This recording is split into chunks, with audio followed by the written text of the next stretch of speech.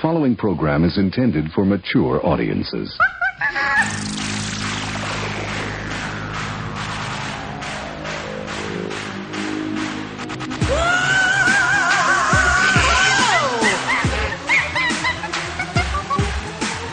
You're listening to Basically a Sports Show. Follow us on Twitter at Basically Sports. Subscribe to our podcast on iTunes. And download every episode and more at basicallyasportshow.com. Now here's your hosts, Zach, Greg, Mike. And you're listening to Basically a Sports Show. Let's talk about the NHL All-Star Game because it's been fun. Okay. It's been a mess.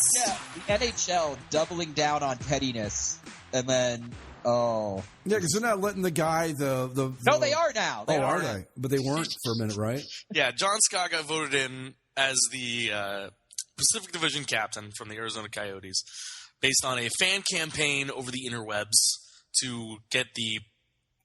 Then I mean, the whole time throughout the process, they didn't release any voting totals, and they just kind of ignored that it was happening, and then they just let it happen. They said, "Okay, yeah, sure, he's the guy," and it looked like they were going to let him go. Apparently, what happened was behind the scenes, they asked both the Coyotes and the league, who are basically one and the same entity at this point, asked him to decline the invitation. And he apparently talked with his family, and they told him to do it because it would be fun. And so he was like, no, I'm going to accept. I'm going to go to the All-Star Game. And then the league orchestrated a trade. Ah, that's right. He got traded or added into a trade between the Coyotes and the Montreal Canadiens for a defenseman. And on the surface, if it didn't have this backstory behind it, that's a trade that the Coyotes need, and they needed to open up a roster spot. And currently John Scott was down in the AHL anyway, and the Coyotes had said, well, we'll call him up in time for him to be able to be eligible for the All-Star Game, but we don't have the space for him here right now, so he's going to be in the AHL. And when they brought on another contract in Jared Tenorti, they needed to open up a contract spot. So they convinced the Canadiens to take on John Scott. Now, whether that was at the behest of the NHL or whether that was at the behest of the NHL. Maybe. So then he got sent to the Atlantic Division, so he's not in the Pacific Division, where he was elected captain. And the Canadiens promptly sent him down to the AHL, to St. John's, Newfoundland. St. John's, everyone's favorite vacation spot. The ass end of the continent. It's got its own time zone. So if things had stayed as they were, he was going to be ineligible to play in the All-Star Game because he would be, one, in a different division altogether. But that's not unheard of. Teams, guys have been traded cross-conference before and played on the other side of the All-Star Game before. Well, he's in the AHL. Right, but he was going to be in the AHL, which would have made him ineligible. Right. And unlike the Coyotes, who were going to call him up anyway before the time to make him eligible, Montreal's like, yeah, we don't need him here. We just took him on as part of the trade, so he's going to be in the AHL. Well, I think that sucks. Part of me thinks that sucks. But he also has a wife pregnant with twins ready to burst at any moment back home. Excuse me. And he's across the continent. Yeah, well, I mean, that's just... Well, but let me step in for a second here, all right? So you guys are, we're all hockey fans, but you guys are, bigger hockey fans than I am. So from one side of it, it's kind of funny that the fans voted him in, but isn't it also kind of like, making a mockery of the game that fans voted him in too? I mean, not that the All-Star Game's any big deal, but, Nobody gives a damn about the All-Star Game. I think nobody gives a damn about the All-Star Game, and, well, I definitely agree that there is an argument to be made that, the fans are kind of making a mockery of the whole thing. At a certain point, it's 2016. The league at this point should know the dangers inherent in online polling in the 21st century. So, well, and this had been tried before, where back at what was it, 2007? Yeah, Rory Fitzpatrick thing. Yeah. And at the last minute, the NHL said, "Oh, there was a malfunction and we lost the votes, so I guess he's not going to start now. Oops, sorry." And that was back at a time when it wasn't as easy to just click on a guy's name and vote. Yeah. Like you that was a real like write-in type campaign. But then again, you've also got an All-Star game that is basically NFL Blitz gone hockey or NBA Jam gone hockey. So who cares, right? I think the other thing when it comes to the votes, though, is over time we've seen the NHL lessen the fan vote. It used to be you elected 12 players, 6 starters for each side, right? And then when we went to the fantasy draft portion, it was, well, you're just going to elect 6 starters. And now they've put it down to 4. And, it's going less and less on down the line. So maybe it was some of the fans that found it easier to vote with the system because in past it was just like with the MLB All-Star ballot, right? They list several players from each team, not everybody. And then if you want to write in, it's harder to do that in other sports because they only list the top 5 or 6 players, and then you have to vote in the rest of the rosters. Yeah, I was just going to ask why baseball fans haven't done this yet. Like put Craig Counsell on the All-Star team or somebody, Right. But even with that, you saw Royals fans try to stuff the ballot box for. Oh, that's been going on since way back in the 70s. I mean, when the Reds were the big red machine, it was I forget what year it was, but it would have been, I want to say 7 of the 9 starters were going to be Cincinnati Reds. It may have actually happened. I don't honestly remember if it did or not, but I remember there was a lot of talk about it because of just that. A few years ago, when the All-Star game in the NHL was in Montreal, all the Canadiens fans stuffed the ballot box for Montreal, including Mike Komisarek, who got voted in once as an All-Star. Not an All-Star defenseman, mind you. No. But yeah, it's just, I don't know. It was just like a fun thing that the fans kind of rallied around. And John Scott initially, people think that it was like, oh, you're making fun of him because he sucks. It's no, we're having a fun time. He eventually embraced it and said, yeah, this will be fun. And then the NHL came in and said, no, we hate fun and we hate that you're going to make fun of us. So you don't get to play with the ball anymore. We're going to take the ball off and be stupid and petty. Well, here's the thing. Do you think that – I think that the NHL had a hand in him ending up in the AHL and being unable to play in the game. I think the NHL had a hand in him being added to the trade, honestly. Yeah, I mean that too, probably. This is what, like Zach said, this is the risk you run when you turn it loose for the fans like this and let them vote for whoever the hell they want. I think this is just the inherent. I mean, they should have known better. They should have known better. Is all that I can really say about it. And that's why I really don't feel bad for the NHL in this situation because, I don't think the accusation that they, got clowned is necessarily untrue. But again, it's 2016. Companies have for years now, at least 5 years, 6 years now, have known the dangers. I mean, just ask Mountain Dew what happened when they tried to have a combined vote, right? Right. I mean, companies know better than to trust online votes for this sort of thing. And the NHL, they were late getting the memo, and some fans decided to have fun. They took advantage of it, and I don't really blame the fans for that. The NHL should have realized it. Now, the NHL going forward has said that fan votes are going to be weighted less in the future, and honestly, this is something that they should have. This is honestly something they should have implemented after the Rory Fitzpatrick ordeal. Well, the Pro Bowl already does this in the NFL, where it's 1/3 fan vote, 1/3 players and coaches, and isn't it like a 1/3 media? I think so. General managers. Yeah. It's broken down into fractions, and nobody really gets up in arms about the Pro Bowl one way or the other anyway. But you're not going to be able to vote in like you're not going to be able to vote in Tim Tebow to the Pro Bowl, or Brian Hoyer or someone like that, right? Yeah. But then who the hell's going to care? Because honestly, by the time you get to the actual Pro Bowl, so many of the quarterbacks are going to step out of the way. Hoyer's going to get there anyway, because they just they don't play in it. I don't know. It's a shame. Yeah, I don't know. But eventually the NHL caved to the pressure again, saying that, it was a very unique set of circumstances that needed a review to see if he would be eligible. It's like, no. You saw that everyone got pissed at you for being a little child about someone ruining your precious All-Star game that you've already tried to ruin more times than not since the 90s. And so now you're going to let him go. And now North America versus world. Right. And the thing is, I think the NHL looks worse now. It would have been maybe quote unquote embarrassing for them to have Scott in the All-Star game at all. But if they had just let it go through and said, "Oh, the fans are having this is something funny. Okay, here you go, fans, enjoy it," and then fix the thing next year, then everyone would be like, "Oh, look at you, NHL, letting us have our fun," rather than, "Oh, NHL, you petty little mensch, you, Gary Bettman and your new beard." Have you seen him with his beard? Bettman's got a beard now. It's looks terrible. It's roughly on par with Sidney Crosby's attempts at facial hair. Well, it's not that it's bad. No. It's not bad in the same way, but in general, facial hair quality.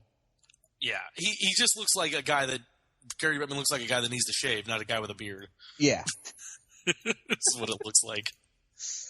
But the All-Star, the NHL All-Star game, honestly, with the current format change, it seems like, the whole current format change kind of just screams fun for the fans, because why else would you have this 3-on-3 tournament? Well, that's what I was going to say. They act like it's some sort of sacred, hallowed event when it's NBA Jam on skates at this point. Mm-hmm. And then they get bent out of shape because you voted in the wrong guy, I guess. I don't know. Yeah, in the old days, the All-Star game was kind of fun. When you had the Campbell and Wales conference, and even when you went to West and East, it was still fine. But once we went North America World, then it all went to hell. Oh, North America World. That's when they started tinkering it, the North America versus the World. Then we came back, did East versus West again, came out of the lockout and did the fantasy draft, and that was fun for a bit. And now we're doing this. Where and the whole fantasy draft thing really did screw up the All-Star rosters in video games. You go to the NHL video games, when you pick the All-Star teams, it's just a complete mess. It's nobody knows what team's supposed to be anything. Oh, right. Yeah. I see what you mean. Yeah. No, it's stupid, and it's funny on the games they don't ever call them what they were called that year, so it's not Team Stahl or Team Lidstrom or Team Taves or whatever the hell it was. It's Team Red and Team Blue, which is funny considering that for 2 years now we've gotten non-red, white, and blue All-Star uniforms. I don't what they called it this year in the game. I actually haven't tried it, but I haven't either. I just have absolutely no desire because I don't know. My enthusiasm is zapped for the All-Star. Mike? You have NHL 16, right? I do. Yes. How is it? As a game, it's good. I like it. I just haven't played the All-Star teams. Yeah, I just wondered because I'm still playing off 14, and I don't know. 16's good. I would go straight from 16 to 14. 15 was kind of a. I heard it was just basically an update. That's a roster update, yeah. Yeah, 16 is. But you got to remember too, you're on a PS4, right? I am on a PS4. Yeah, see, I'm still on a PS3, so basically we're not getting any kind of new stuff for PS3. No, this year for the Xbox 360 and PS3, they released the NHL Legacy Edition. Yeah, which is basically an updated roster. For here you go. Yeah, new roster, maybe a couple of different alternate jerseys or something, but that's about it. Yeah.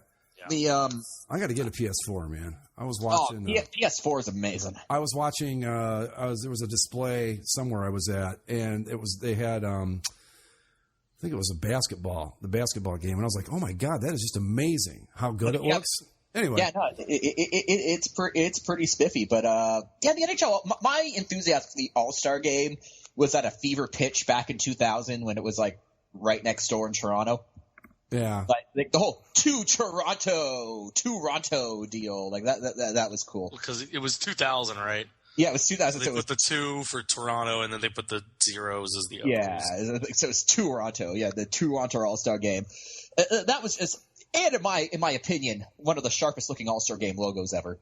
But my enthusiasm for the All-Star Game was fever pitch at that point, and it has steadily gone down almost year by year to this point where even a few years ago, I always made it a point to watch the skills competition. Even now, I have to remind myself to go watch the skills competition. Yeah, I watch skills competitions, but that's about it. At the peak of my NHL fandom, which was before the lost season to the lockout, I tried to watch the All-Star game, and when it got to be like 7-6 in the first or like second period, I'm like, this is not hockey to me. I mean, it was, that's the thing though. In hockey, my favorite kind of game is like good defense, a lot of shots, a lot of saves, 2-1 final, something like that. That's what I like to see. So the All-Star game is not what I'm looking for. I like good goaltending and good defense with, that's what I'm into. That's my favorite kind of game. Well, do any All-Star games matter? No, anymore? Fuck no. I mean, they make the baseball game. Does technically they make the baseball matter. game one matter. But that is, but do you mean as far as fans go? You mean? I mean, yeah, because the reason All-Star games even exist is not necessarily to honor the greatest players on a year-to-year basis, as they might tell you.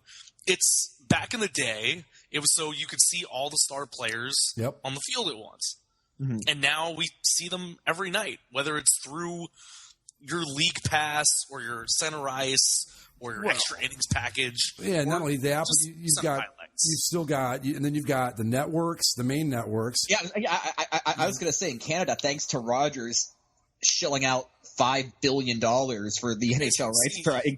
In Canada, you can see any team in any arena. And, you can see every NHL game every night on any random channel. Yeah, and on any Rogers affiliated channel. Yeah, pretty much. Yeah, but I mean, like when I was a kid, the baseball All-Star game was great because you would hear about guys like I live in an American League market, so you'd hear about guys like Willie Stargell, Johnny Bench, that you never ever got to see. But once the ESPN explosion, I mean, even with ESPN back in the 80s when they started having like Monday Night Baseball, Wednesday Night Baseball, Sunday night, at that point it was kind of like, well, you don't really need it anymore. I mean, it's been irrelevant in baseball for 30 years now.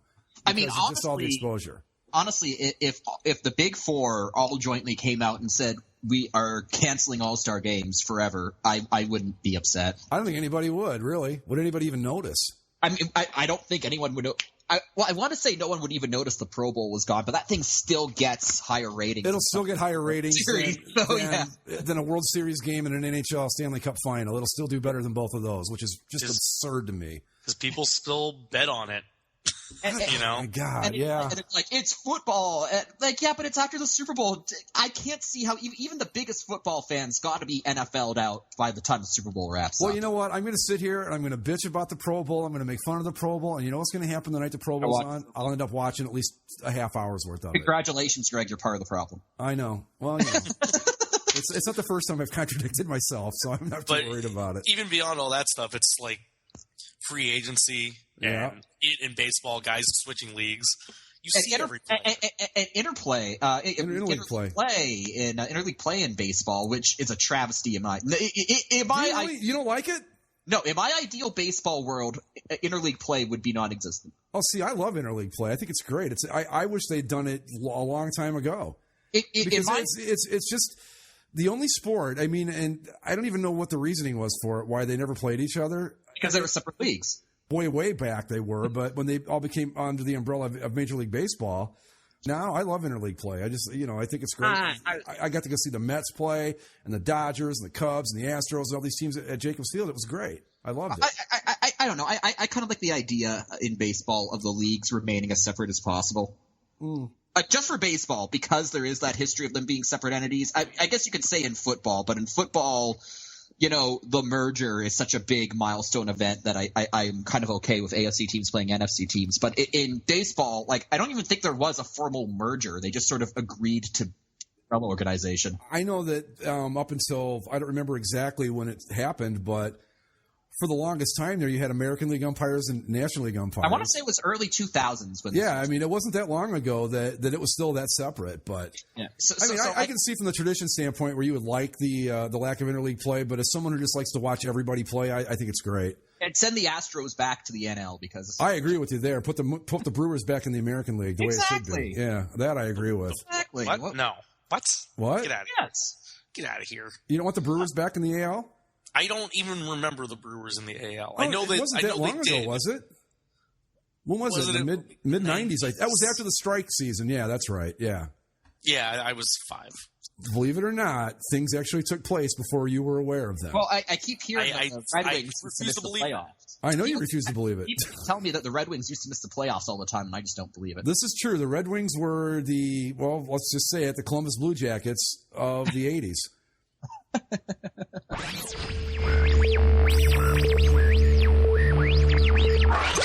So we're talking about the LA Rams, and Los Angeles Rams. The Rams. Ram it. Yeah! But I have to ask. Rams. This is kind of a follow-up from last week's discussion. Now that we've got some clarity about what the Rams are going to be doing uniform-wise until their move. My football team. Your team. What are your thoughts about what the Rams will be doing uniform-wise until the move into the Kroenke Pleasure Dome? I understand it. They're staying with the St. Louis colors, right? They're staying with the Millennium Blue and New Century Gold. Yeah. I understand it because that's what they have, and they can't just change it all overnight. And I would understand them maybe sticking with it for a bit. But you look at all the Rams fans that came out and rallied and have come out in support of the team already. It's all the old LA Rams stuff, which is blue and yellow.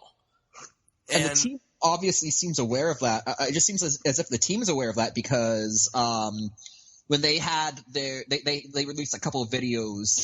The coming home video where every highlight or just about every highlight of somebody in the St. Louis uniform was in the throwback uniforms of the last couple. And the only things that weren't when they didn't show them in the throwbacks, it was clips of the Color Rush game. There was not a single shot of the quote-unquote Millennium whatever bullshit. Millennium Blue and New Century Gold. It was either the throwback or the Color Rush jersey, not a sign of the other colors in that whole video. I even pointed it out when Zach posted it on Facebook. I said it was interesting that the old colors weren't in there anywhere. It seems as if the royal blue and athletic gold, that's probably going to come back in some form in 2019, but it looks like we're stuck with navy and khaki until then. I'm wondering if it's simply a matter of they have the home uniform with the blue jerseys and the gold pants, but they don't have anything to wear on the road. And they'd have to wear like a totally mismatched set. I would understand if they hadn't been wearing the throwbacks, that maybe it's too short notice to get everything done in time. But this is a team that they've got the blue throwbacks ready to go. And the white throwback uniform uses the same pants, so you'd really just need to produce the white jerseys. That can't be a very long process. So I don't see why they just don't switch to the throwback gear. The only argument that I can think of to justify why they wouldn't do it is, it'll take a while to make new merch. But they have to make new merch anyway because all the old merch that says St. Louis is all null and void. They're going to get everybody to buy new LA Rams gear the new Millennium Gold or whatever the hell. And then in a couple years, they're going to rebrand and maybe not even go straight throwback, give you an updated version of the throwbacks, like a modernized version of the throwbacks. And then they'll say, hey, look, buy new LA Rams gear. Mm-hmm. The plan is so clear and it's so it's cynical to think about it that way, but we've followed sports and uniforms for too long to think that they would do anything other than this. If they were going to change it, they would have changed it already. Mm-hmm. They would have said so. Do the current jerseys have St. Louis on them anywhere? Because if they don't... Wait, do they? Hold on. I don't know. I was trying to find my Kurt Warner jersey, and I've got it stashed away in a drawer. It's not hanging with the rest of my jerseys. I was going to look. Because if they don't have any St. Louis word marks on it, then I get it. It's like you've already got your jerseys are already ready to go. No, the logo or the word mark underneath the collar just says Rams. Yeah, so there you go. Okay. So there you go. There's no St. Louis on any of it. So now you can sell. You don't have to make new jerseys to sell to the LA Rams fans, and the beauty of it is you kept the same color, so they can buy all the old St. Louis stock, and they're still good to go. And that's probably why it didn't happen. So now I you're going to be selling that this stuff will look better in the sun. Oh, I think so too. At the very least, bring back the gold pants. If it were me, I would have them kind of do an offshoot of what they used to do back when the original LA Rams. I'd have them wear the white jerseys at home with the gold pants. I think that would look pretty sharp out in the sunshine. I don't think that would look bad at all. Yeah. So there you go. Yeah, I mean, but yeah, the fact I that would love them to just wear the throwback jersey every chance they have, but. You know how the NFL is a stickler about its rules that it makes up. Well, not only that, but we just figured out that the old St. Louis stuff still applies, so there's no need to change it. There's no need. They can save a ton of money, so you got to change hats. and certain T-shirts and stuff, but your jerseys are good to go. I'm just going to buy the throwback jerseys. That's what most people are going to do. Money. People love money. I love money. Who doesn't? Communists. Communists. But the NFL is insisting on London again. According to BBC, the NFL plans a permanent UK-based franchise in, quote, 6 years. Just like they said with the NFL in Los Angeles year after year after year after year after year after year, I'll believe it when I see it. Right. When the London Monarchs take the field, then I will believe it. Are we even a full week from the Rams officially moving back? Yeah. Has it been a week? It took place, last Tuesday, right? Yeah. Okay, just 1 week out from the Rams moving back to L.A. after L.A. basically gets taken off the table as the relocation leverage city. Suddenly the NFL comes out and says, oh, we are serious about putting a team in London. I think this is just the NFL needing London to take L.A.'s place. Well, who are they going to put? I don't want to go too far down this road because we've been over it a gazillion times, but I have two questions for this. Really only one. Are they going to move a team over there? They have to. I mean, expansion. There's no expansion, right? And secondly, it's a logistic nightmare. I mean, you heard in the division of playoff, they were talking about the Seahawks who play on this continent in the Northwest, and they had traveled something like 35,000 miles this year, and they never left North America. Yeah. If that's an issue, which I guess some people think it is, is the London team never going to play the NFC West? Are they never going to play the Rams? Are they never going to play the Seahawks? Are they never going to play the Cardinals? Not in the AFC West. They going to play the Chargers or the Raiders or the Broncos or it's absolutely ridiculous. But you're right. I think it's because they don't have LA to dangle out there anymore. So now they got to go with something else. Well, they don't have LA to dangle out yet, and they can't officially dangle San Diego yet. Mm-hmm. Right. San Diego's the next LA in terms of luring a team there. Because anybody that actually thinks about it for 10 minutes, like we have before, it just won't work because of exactly what you said, Greg. The logistics don't make sense. No. You can do it once a year with a team every now and then. Don't the teams that cannot do a full 16-game schedule? No, don't the teams that play London now, they're always going into a bye week on the other side of it. Right, yeah. I mean, what are you going to do? And you'd have to schedule every team's bye week that was going to London after that. And if you're the London team, you can't base your operations in London. You'd have to have a North American headquarters to practice at during the week. Well, then at that point, what's the point of even having London on your jersey other than you play there 8 times a year? Well, that's the thing, too. I mean, we're talking about the distance for the West Coast teams, but not only that, but you've got 1, 2, 3, about 5 time zones I think you'd have to cross. Yeah. It's damn near a 12-hour difference, I think. Unfortunately for the NFL, the Earth does not the shape of the Earth and the orbit of the Earth does not obey their whims. So, not yet, but they're working on it. Until they can actually control the flow of time and the curvature of the Earth, they are. It's just it's nonsense. And the only reason I bring it up is because I do think the fact that LA. We've already got 1 team in LA. I suspect we'll have 2 teams in LA before the start of the season. And at that point, you just kind of need a new city. And London, I guess, is that new city. Until San Diego takes its place, probably. Yeah. Right. Until they give San Diego breathing room, let them grieve, and then say, okay, well, maybe we shouldn't have left San Diego. Okay, while we're talking about the whole thing, is Dean Spanos moving the Chargers to Los Angeles the dumbest thing an owner's ever done? From a money standpoint, sure, I suppose. Short term. And maybe long term, maybe if he sells the team. But I got to think anybody with even a lick of sense, if they bought that team, the first thing you're going to do is pack it up and take it right back down the road to San Diego, provided that another team's not already there. I just think it's the dumbest thing I've ever seen. They're moving to be the Clippers. Yeah. They're moving to the franchise value is going to go up, but the fan base is going to suffer. The branding is going to suffer. And, who cares? When in San Diego, you're the team. Everybody loves you. When you come up here and you're going to be the second NFL team, and not just the second NFL team, but a second NFL team to one that was already here for 49 years previously. Not only no that, one is going to give a damn about you. You're not only fighting just the fact that you're the number 2 dog in town in the NFL, But this is Los Angeles, where there's a whole bunch of other stuff that goes on outside of sports. Yeah. So you're like so far down the damn ladder, you know? People make fun of us for being kind of like lackluster fans for whatever, that we're not passionate enough. The reason that it seems that way, and it's been explained a lot of other places, is that unlike the Northeast or in Ohio, let's say, Greg, where you're more familiar, if the team sucks, there's nothing else for you to go do to waste your time. Yep. You just sit there and you have to focus on your team, especially during a football season that goes into the deep, dark winter, right?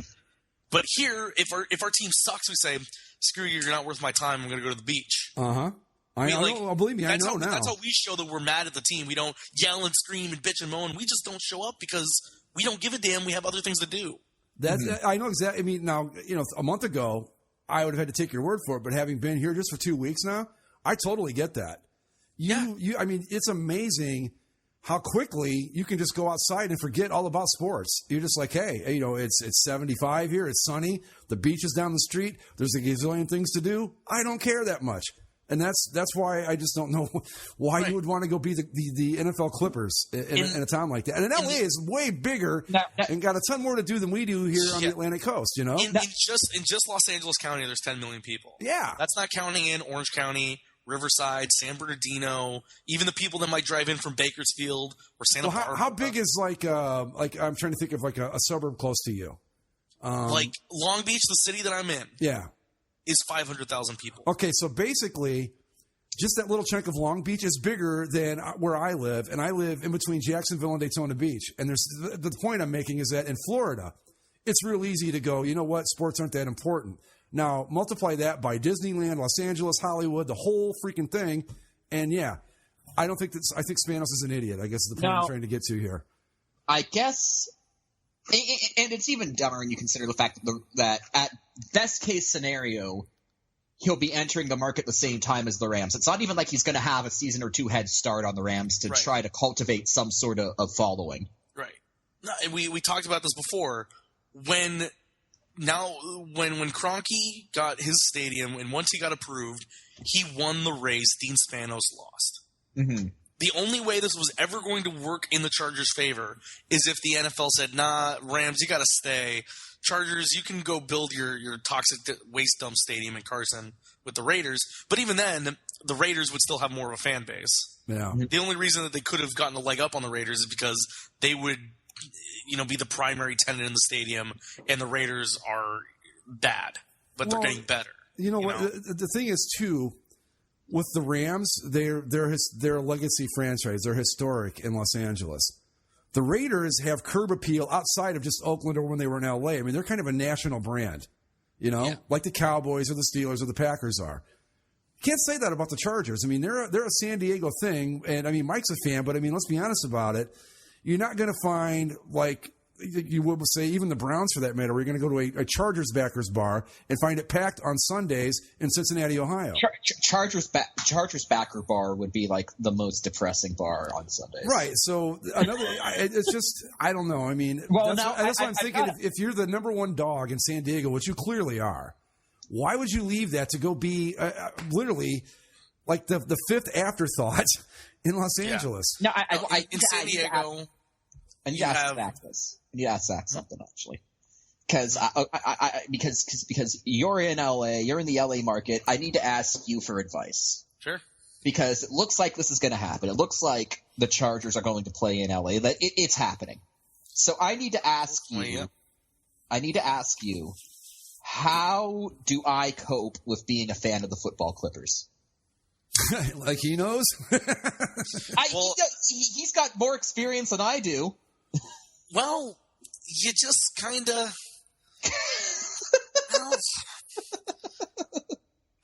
How do I put this? You just have to like watching a sport, not necessarily watching a team, but you just like watching football, and that's why you're going to root for the Chargers because they're a football team, not because they're a good football team, but because they play the sport. Because they are, in fact, a football organization. Yeah, Mike, I think there's a statute on the books that says with them changing cities, you are allowed to switch allegiances if you want to. And you get a free ride. You don't have to wait or anything. And I've got the Cardinals sitting right there. Who are good. And I mean, you're an out-of-market team, so you could really change whenever you want if you felt like it. Mm-hmm. But yeah, I don't know that. I'm just saying, here's your chance. You can walk off the sinking ship and not feel guilty about leaving women and children behind. You can do it. No, I'd just be leaving Dean Spanos behind, and no one would care if he drowned. Right. Oh, that's mean. I shouldn't have said that. I'm sorry. Well, I'm sure his family cares. Probably. Yeah, I don't know. It depends on how the will's written. No. His younger siblings stand to inherit his shares of the team if he dies. So. Well, yeah, I don't think that they're all that interested in the team, though. But no. Maybe if he maybe if Dean Spanos dies and his siblings get the team, they're like, "Oh, thank God, Dean was going to move to LA." That would have been fucking stupid. Well, the thing that sucks is in terms of that. I don't know if I guess sucks is not the right word for this, but Spanos isn't some like old decrepit guy that's going to die tomorrow. No, he's not Ralph Wilson. Is what I'm saying. What is Ralph Wilson's about? What, 116? He's dead. Yeah. Oh, is he dead? Yeah, oh, well, okay, then that explains that. The Bills are now owned by the fracking guy who owns the Sabres. Terry Pagula. Oh. Yeah. Yeah, but see, look at that. I've been in Florida 2 weeks. I don't know anything anymore. Oh, Greg went to God's waiting room, and now the memories go. Dude, let me tell you something. First off, this is nowhere near God's waiting room. Trust me on that. And it's just, anyway, I'm not going to get into the whole thing because I feel bad. I really thought when I moved down here, because before we left, I was always like, man, I'm never going to let them hear the end of it when I get down here. And now I feel bad, like I'm kicking a puppy or something when I make fun of you guys in the cold weather. So I just kind of, you guys, it's just me. Well, I meant you guys as in general, like you and Ohio people and all that. But, go ahead. What were you going to say? Oh, what was I going to say? I don't know. I totally derailed this again. Oh, well. Anyway, the thing I was going to say before Mike started talking to was just that in San Diego, all the Chargers had to beat out was the Padres, San Diego State football, and a minor league hockey team. And let's be honest, San Diego State football, while I'm sure it has a nice pocket of fans, it isn't like you're going up against USC or UCLA. No, even at their best, I mean, they play in Qualcomm, but even at their best, they can barely fill the lower bowl. Right. And the Padres play in a very nice stadium downtown. That's about all they got right now. And the San Diego Gulls are neat, but they're a minor league team, and even if you're a pro franchise, you should be at the minor league team 10 times out of 10. Especially if you're the NFL of all things. Going up here, just pro. Let's break it down by pro sports teams. Okay, you're gonna have the Rams, the Lakers, the Clippers, the Dodgers, the Angels, the Ducks, the Kings, and if we want to bring in MLS, you have the LA Galaxy, and in 2 years you're gonna have LAFC, another MLS team playing there. Then you have USC, UCLA, and not just football for either of those either. The basketball teams are popular. Bring in some other smaller college teams that are around here. Long Beach State, Cal State Northridge. You can go on to the minor leagues. You have the Ontario Reign of the minor league hockey out and beyond. You have Rancho Cucamonga, all the baseball teams. That's just sports. Yeah. You still got the beach, right? Which not forget the beach. And you've got Disneyland, and I don't know. There's a lot of I know that it looks really cool. I've never been there, but it sure looks like it would be fun to be there. There's a lot of stuff. There's also a lot of people, and a NFL team can carve out its niche here. And I'm still surprised that the Raiders were even able to make. The only reason the Raiders were able to survive when they came down here is because they tapped into a certain culture. Well, and they were good at the time too. They were good, and they were able to tap into the kind of gang culture, right, the urban culture of Los Angeles. The Rams, they were an LA team, but I don't think they really tapped into the urban underculture of LA. Oh no, the Raiders were very much that. Now the Chargers, with their bright sunny uniforms and their happy lightning bolt, they're not going to get any of that. Hey now, don't be dissing the lightning bolt. I'm not. I'm just saying. Could you try marketing powder blue and a lightning bolt to Compton, to Inglewood? You're not going to do it. It's just not going to happen. Yeah. You can market that very easily in San Diego because that's very emblematic of the town. Okay. In LA, it's certain parts, but those certain parts are going to be taken up by the Rams. Yeah. Or the transplants that already live here. No, the only second team that can work in LA is the Raiders because they would be able to carve out their own unique niche, and the Chargers are just going to be incapable of doing that. I mean, well, it's like I said with the Raiders. I mean, obviously the culture that they appeal to was a big part of it. But again, they're also a national brand. So even if you're not part of the culture that they're appealing to, they're still big enough that they might draw some interest from people, you know, where I just don't see the Chargers being able to do even that. Ladies and gentlemen, Zach's Tabs. Zach's Tabs! Let's go to Carolina, shall we? Oh, let's. Home of the Panthers. You're playing in the NFC title game this week. Speaking of that, we need to make our picks before we're done here tonight, too, so don't forget. All right, go ahead. We got to, they're trying to stay focused and make sure that all things are on the game. So Coach Ron Rivera has banned the hoverboards, as so they're called, from the locker room. Because, those things that are on two wheels that, everyone has that also catch on fire. Yeah. Probably things. A good thing to keep something that catches on fire out of the locker room. Well, he also banned them because, quote, they were drag racing them in the freaking hallway. Oh, come on. That's just good fun. How great would it be if, say, like Luke Kuechly and Cam Newton got in a drag race on their hoverboards and both got injured and knocked themselves out of the NFC Championship? Actually, he might have a point. This is why they were banned. Yeah. Also, from the same Carolina Panthers team, after the game that they beat the Seahawks 31-24, Cam Newton did what he does after every game and goes around the stadium giving everybody high fives. But as he was going around the stadium, a Seahawks fan dangled their 12th man flag in front of him, and Cam Newton, happy as could be, grabbed it and threw it on the field. Balled it up and threw it on the field. A Seahawks fan who saw this sent in a letter to local news. God. And this is how it read. Dear Mr. Newton. Oh. I am a Seahawks fan. I bleed green and blue and green, sorry. Does he bleed wolf gray? That's what I want to know. Although I will be the first to tell you that today we did not bring our A game and were beat fair and square. There is one thing that needs to be said. Oh, my news feed is filled with you, Mr. Newton, and not in a good way. Video of you pulling a 12th flag down and throwing it to the ground like garbage. You see, the one thing that people don't realize is Seahawks fans aren't just fans. Oh, boy. Oh, God. Here we go. go. The fan is a community. A fan oh, Jesus. That regardless of winning, stand behind our team and our community. So you see, Cam, disrespecting the 12th man flag isn't just disrespecting our team. It is disrespecting the fans that back our team. They're men. A community that feeds and clothes the homeless. Oh, for fuck's sake. That pays funds for families in hard times. Really? A community that helps a 3-year-old girl battle cancer. A community that has more grace and respect than you can imagine. Oh, my God. You see, lowercase c, Cam, while you were practicing for your next game, our QB will be at the Seattle Children's Hospital. Curing people with his touch. For God's sake. Raising the flag that you shamelessly threw to the ground. Oh, my Shamefully God. To the ground. And he will be placing them on the hospital walls of Little 12s. So, Cam, the next time you think of disrespecting our flag, oh, my God, I hope you remember that even though you may have won this game, it is the Seahawks and the 12th man who are the real winners. We come with class, respect, a love for the game, and a willingness to help others. Love for God and love for those surrounding us.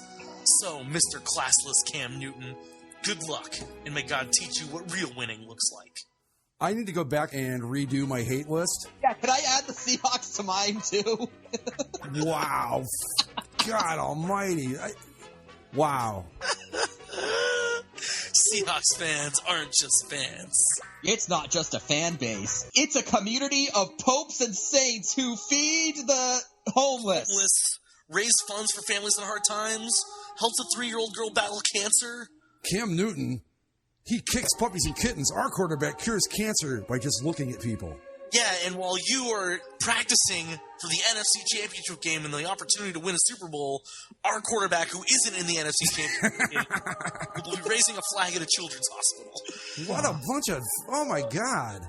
I'm going to make a request that the Seahawks be retroactively inserted into my hate list. Way to go. I mean, to top the Boston Red Sox on my hate list, you really got to work at it, and wow. They are the football St. Louis Cardinals. Yes, they are. Exactly. Yeah, well, if you read down the comments, somebody asked, are the Seahawks fans quickly becoming the hashtag best fans in baseball in the NFL? That's what I was thinking when you were reading the damn thing. I'm like, this sounds so much like a Cardinals fan. Remember the one Cardinals fan that decided they were the world champions because they won the most games over the season? Well, click on the link and then scroll down to see exactly what Cam Newton did that derived this ire. And then he goes right back to high-fiving Panthers fans.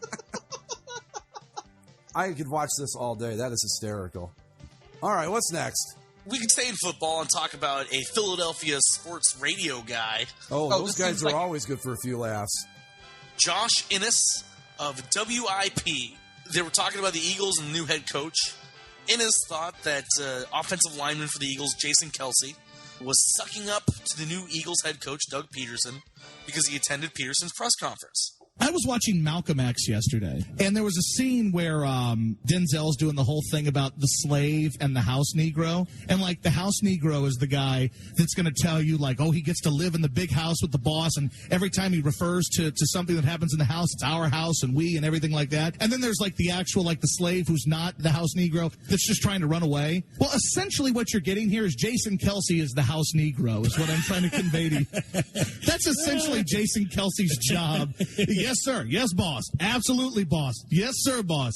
That is Jason Kelsey. He is, whoever the head coach is going to be, he's going to be all over that head coach. First of all, you're comparing a fucking coach's press conference to slavery. There's a whole disconnect there that I think needs to be addressed before we get anything else. These radio hosts these days, I don't know. Are they like that locally in your area, Zach? Are they this bad? No.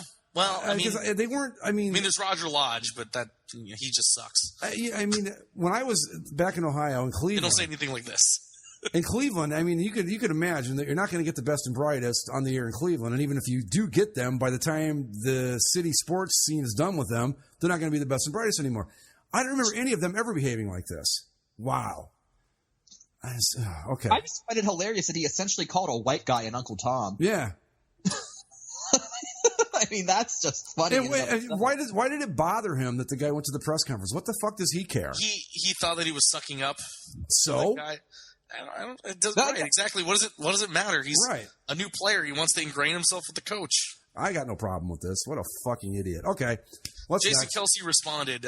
Good. By saying, in the media, I just try to be devoted and respectful to my teammates and coaches, as I believe negative comments only lead to dissension and possible destruction of the team. It's my job to ensure that I have my teammates and coaches back, no matter what, so that they can trust me in return. I believe this is a basic principle of team camaraderie and loyalty.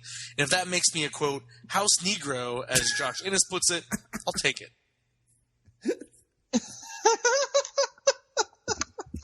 And the last thing I'll leave you with is a bit of local news from Long Beach, California, guys. All right.